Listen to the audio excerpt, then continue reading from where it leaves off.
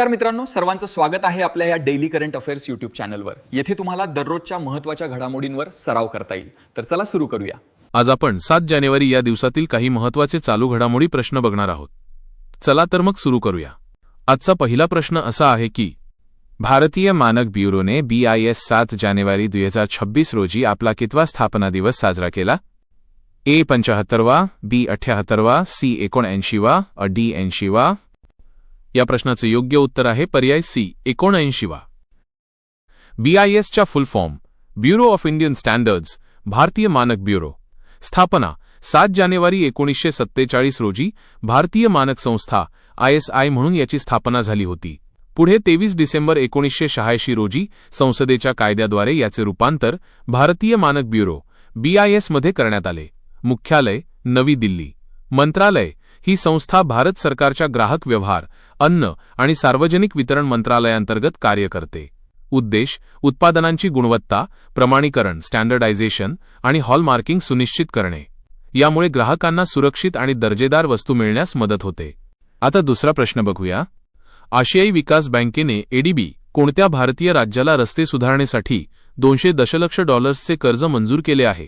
यासाठी खालील पर्याय आहेत: A Maharashtra, B Assam, C Tripura, D Bihar.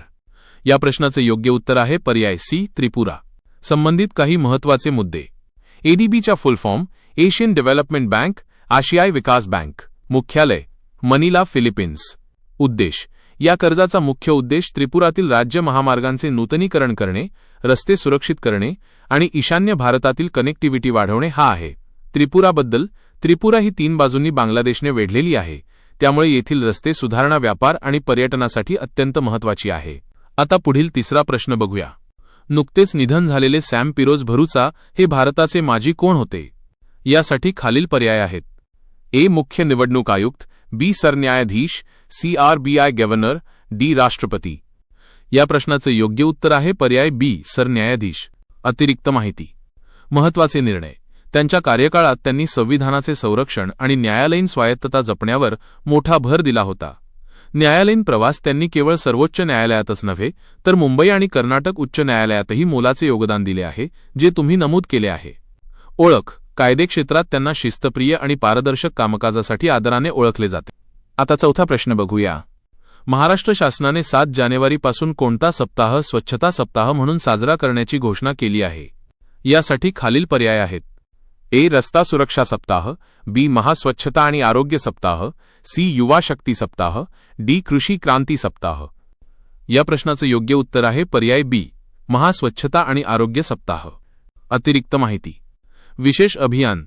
हे अभियान स्वच्छ महाराष्ट्र अभियान 2.0.1 भाग म्हणून राबवले जात आहे। शासकीय पुढाकार। यामध्ये ग्रामविकास विभाग आणि नगर विकास विभाग यांच्या संयुक्त विद्यमाने राज्यातील सर्व सार्वजनिक विहिरी, पाण्याची टाकी आणि सांडपाणी व्यवस्थापनाची विशेष स्वच्छता केली जाणार आहे। नागरिकांचा सहभाग। माझी वसुंधरा अभियानाशी सांगड घालून यामध्ये लोकसहभागावर जान भागीदारी विशेष भर दिला जात आहे। आता पाचवा प्रश्न पाहूया। ग्लोबल इकॉनॉमिक प्रॉस्पेक्ट्स 2026 हा अहवाल कोणत्या संस्थेने प्रसिद्ध केला आहे? यासाठी खालील पर्याय आहेत: A आंतरराष्ट्रीय नाणेनिधी IMF, B जागतिक बँक, वर्ल्ड बँक, C जागतिक व्यापार संघटना WTO, D आशियाई विकास बँक। या प्रश्नाचे योग्य उत्तर आहे पर्याय B जागतिक बँक। या प्रश्नाशी संबंधित महत्त्वाची माहिती खालीलप्रमाणे आहे। अहवालाचे स्वरूप हा जागतिक बँकेचा प्रमुख फ्लॅगशिप अहवाल आहे, जो वर्षातून 2दा जानेवारी आणि जूनमध्ये प्रसिद्ध केला जातो। उद्देश जागतिक अर्थव्यवस्थेची स्थिती, उदयोन्मुख बाजारपेठा आणि विकसनशील देशांच्या आर्थिक वाढीचे GDP विश्लेषण करणे। 2026च्या अहवालातील महत्त्वाचे मुद्दे। या अहवालात जागतिक स्तरावरील महागाईचा दर, व्यापाऱ्यांमधील तणाव आणि आर्थिक धोरणांमधील बदलांमुळे जागतिक वाढीवर काय परिणाम होईल याचे अंदाज वर्तवले जातात। आता 6वा प्रश्न बघूया। भारतीय अंतराळ संशोधन संस्थेने इस्रो गगनयान मोहिमेसाठी कोणत्या नवीन चाचणीचे यशस्वी आयोजन केले? यासाठी खालील पर्याय आहेत: A parachute recovery test, of B crew escape system high altitude test, of D lander docking test, of D rover navigation test। या प्रश्नाचे योग्य उत्तर आहे पर्याय B crew escape system high altitude test. आता या प्रश्नाबद्दल थोडी सविस्तर माहिती घेऊया, जी तुम्हाला परीक्षेत हमखास विचारली जाऊ शकते। मित्रांनो, इस्रोची गगनयान मोहीम ही भारताची पहिली मानवी अंतराळ मोहीम आहे. अंतराळात पाठवल्या जाणाऱ्या आपल्या अंतराळवीरांच्या सुरक्षेसाठी क्रू एस्केप सिस्टीम अत्यंत महत्त्वाची असते. या चाचणीचे मुख्य उद्देश जर रॉकेट प्रक्षेपणावेळी काही तांत्रिक बिघाड झाला तर अंतराळवीरांना सुरक्षितपणे मुख्य रॉकेटपासून दूर नेण्यासाठी ही यंत्रणा काम करते. विशेषत्व नुकतीच झालेली ही चाचणी हाय अल्टिट्यूड म्हणजे अधिक उंचीवर करण्यात आली, जेणेकरून प्रतिकूल परिस्थितीतही ही यंत्रणा कशी कार्य करते याची खात्री पटली. महत्त्व: या यशस्वी चाचणीमुळे भारताचे मानवाला अंतराळात पाठवण्याचे स्वप्न आता अधिक जवळ आले आहे. आता 7वा प्रश्न बघूया. 2026च्या प्रवासी भारतीय दिनाचे 9 जानेवारी यजमान शहर कोणते असणार आहे? यासाठी खालील पर्याय आहेत. ए. इंदूर, बी. अमृतसर, सी. पुणे और डी. बेंगळुरू. या प्रश्नाचे योग्य उत्तर आहे पर्याय बी. अमृतसर. या प्रश्नाबद्दल काही महत्त्वाची माहिती. मित्रांनो, दर 2 वर्षांनी 9 जानेवारी हा दिवस प्रवासी भारतीय दिवस म्हणून साजरा केला जातो. 2026मध्ये पंजाबमधील ऐतिहासिक शहर अमृतसर या कार्यक्रमाचे यजमानपद भूषवणार आहे. हे मुद्दे नक्की लक्षात ठेवा. 9 जानेवारीच का? कारण 9 जानेवारी 1915 रोजी महात्मा गांधी दक्षिण आफ्रिकेहून भारतात परतले होते. त्यांच्या या परतण्याचे स्मरण म्हणून हा दिवस साजरा केला जातो. अमृतसरची निवड. अमृतसर हे शहर जागतिक स्तरावर आपल्या आदरातिथ्यासाठी आणि ऐतिहासिक महत्त्वासाठी ओळखले जाते. त्यामुळे या मोठ्या कार्यक्रमासाठी त्याची निवड करण्यात आली आहे. उद्देश: परदेशात राहणाऱ्या भारतीयांना NRIS आपल्या देशाच्या विकासाशी जोडणे हा यामागचा मुख्य उद्देश आहे. आता पुढील 8वा प्रश्न पाहूया. भारतातील कोणत्या राज्यात ताडपत्री उत्सव पामलीफ फेस्टिवल मोठ्या उत्साहात साजरा करण्यात आला? यासाठी खालील पर्याय आहेत. ए. केरळ, बी. तामिळनाडू, सी. ओडिसा और डी. गोवा. या प्रश्नाचे योग्य उत्तर आहे पर्याय ए. केरळ. या प्रश्नाबद्दल काही महत्त्वाची माहिती. स्पष्टीकरण. मित्रांनो, केरळ राज्याने आपली प्राचीन संस्कृती आणि हस्तकलेचे जतन करण्यासाठी हा ताडपत्री उत्सव आयोजित केला आहे. हे मुद्दे तुमच्या लक्षात असू द्या. हस्तलिखित वारसा. केरळमध्ये जगातील पहिले ताडपत्री हस्तलिखित संग्रहालय पामलीफ मॅन्युस्क्रिप्ट म्युझियम तिरुवनंतपुरम येथे आहे. उद्देश: प्राचीन काळी ताडपत्रांवर पानांवर लिहिण्याची जी कला होती तिचे महत्त्व आजच्या पिढीला समजावे आणि या हस्तलिखितांचे जतन व्हावे, हा या उत्सवाचा मुख्य उद्देश आहे. सांस्कृतिक महत्त्व. या उत्सवात ताडपत्रांपासून बनवलेल्या विविध वस्तू, चित्रे आणि साहित्याचे प्रदर्शन भरवले जाते. आता 9वा प्रश्न बघूया. केंद्र सरकारने नुकतीच नमस्ते योजना कोणत्या क्षेत्रासाठी विस्तारित केली आहे? यासाठी खालील पर्याय आहेत. ए. शेती, बी. स्वच्छता कामगारांचे कल्याण, सी. डिजिटल बँकिंग और डी. ग्रामीण पर्यटन. या प्रश्नाचे योग्य उत्तर आहे पर्याय बी. स्वच्छता कामगारांचे कल्याण. या योजनेबद्दलची सविस्तर माहिती जी तुम्हाला माहीत असायला हवी. मित्रांनो, नमस्ते योजनेचा अर्थ national action for mechanised sanitation ecosystem असा आहे. ही योजना आपल्या स्वच्छता कामगारांच्या सुरक्षेसाठी अत्यंत मोलाची आहे. या योजनेचे मुख्य उद्दिष्ट: सुरक्षितता. या योजनेचा मुख्य उद्देश म्हणजे मानवी हातांनी मलनिस्सारण मॅन्युअल स्कॅव्हेंजिंग पूर्णपणे थांबवून त्या ठिकाणी यंत्रांचा वापर करणे. विस्तार. केंद्र सरकारने आता या योजनेची व्याप्ती वाढवून सर्व स्थानिक स्वराज्य संस्थांमधील स्वच्छता कामगारांना विमा, आरोग्य सुविधा आणि आधुनिक उपकरणांचे प्रशिक्षण देण्याचे ठरवले आहे. शून्य मृत्यूदर. स्वच्छता करताना होणारे अपघात टाळून शून्य मृत्यूदर गाठणे हे या योजनेचे महत्त्वाचे ध्येय आहे. आता आजचा 10वा प्रश्न बघूया. नॅशनल स्टार्टअप डे जानेवारी 16च्या पार्श्वभूमीवर 7 जानेवारीपासून कोणती मोहीम सुरू करण्यात आली? यासाठी खालील पर्याय आहेत. ए. स्टार्टअप इंडिया रन, और बी. स्टार्टअप इंडिया इनोव्हेशन वीक, और सी. डिजिटल उद्योजकता सप्ताह, और डी. युवा उद्योजक मोहीम. या प्रश्नाचे योग्य उत्तर आहे पर्याय B. Startup India innovation week. याबद्दलची अधिक माहिती. स्पष्टीकरण. मित्रांनो, दरवर्षी जानेवारी 16 हा दिवस आपण नॅशनल स्टार्टअप डे म्हणून साजरा करतो. याच निमित्ताने 10 ते जानेवारी 18 दरम्यान स्टार्टअप इंडिया इनोव्हेशन वीक आयोजित केला जातो. मात्र यावर्षी याची पूर्वतयारी आणि विशेष मोहिमा 7 जानेवारीपासूनच सुरू करण्यात आल्या आहेत. हे मुद्दे लक्षात ठेवा. आयोजक वाणिज्य आणि उद्योग मंत्रालयाच्या अंतर्गत असलेला DPIIT department for promotion of industry and internal trade विभाग याचे आयोजन करतो. उद्देश: देशातील तरुण उद्योजकांना प्रोत्साहन देणे, स्टार्टअपसाठी गुंतवणुकीच्या संधी निर्माण करणे आणि भारतीय स्टार्टअप इकोसिस्टमला जागतिक स्तरावर नेणे. विशेष: या सप्ताहादरम्यान विविध कार्यशाळा, स्टार्टअप पुरस्कार आणि नेटवर्किंग इव्हेंट्सचे आयोजन केले जाते. आता पुढील 11वा प्रश्न बघूया. 2026च्या हिवाळी ऑलिम्पिक खेळांचे आयोजन कोणत्या देशात केले जाणार आहे? यासाठी खालील पर्याय आहेत. ए. फ्रान्स, बी. चीन, सी. Italy, America. या प्रश्नाचं योग्य उत्तर आहे पर्याय सी इटली. याबद्दलची अधिक माहिती स्पष्टीकरण. मित्रांनो, 2026चे हिवाळी ऑलिम्पिक हे इटली या देशात पार पडणार आहे. विशेष म्हणजे ही स्पर्धा इटलीच्या 2 शहरांमध्ये म्हणजेच मिलान आणि कोर्टिना, मिलानो कोर्टिना येथे विभागली गेली आहे.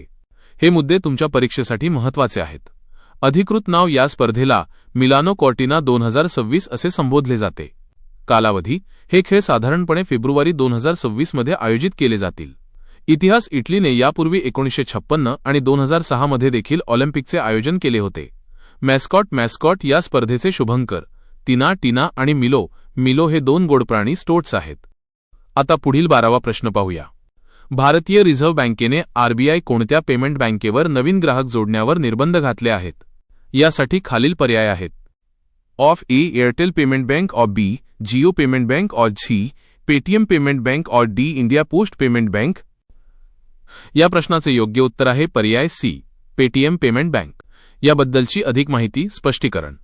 मित्रांनो, भारतीय रिझर्व्ह बँकेने आरबीआय नियमांचे उल्लंघन आणि केवायसी संदर्भातील त्रुटींमुळे पेटीएम पेमेंट बँकेवर पेटीएम पेमेंट्स बँक कडक कारवाई केली आहे. आता पुढचा 13वा प्रश्न बघूया.